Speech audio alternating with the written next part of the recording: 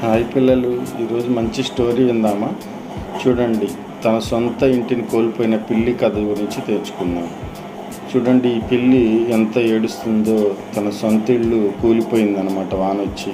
చాలా బాధపడుతుంది. చూడండి ఎంత ఎక్కుళ్ళు పెట్టి ఏడుస్తుందో. అట్లానే చూసినట్లయితే అది ఇల్లున్నప్పుడు ఎంత హ్యాపీగా ఉందనేది ఆలోచిస్తూ ఉందన్నమాట. జ్ఞాపకం తెచ్చుకుంటుంది.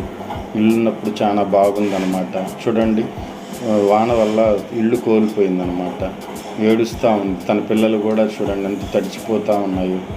చాలా బాధపడుతుందన్నమాట. ఏం చేయాలో అర్థం కాని పరిస్థితుల్లో ఉంది. నీళ్లు ఫుల్గా వచ్చేస్తున్నాయి. ఇంకా అది ఒక్కొక్కటిగా చెక్కలు ఏర్పరచుకుంటుంది ఇల్లు నిర్మించుకోవాలని. చూడండి, డిసైడ్ అయిందనమాట ఇల్లు కట్టాలని. చూడండి ఎంత బాగా కడుతుందో. టోపీ పెట్టుకొని మంచిగా తడవకుండా నీట్గా అరేంజ్ చేసుకుంటుంది హౌస్ అనేది. చూడండి ఎంత చక్కగా ఉందో కదా. అబ్బా సూపర్. అది కట్టింది, ఇల్లు కట్టింది, పిల్లలు అంతా హ్యాపీగా ఉన్నారు కదా.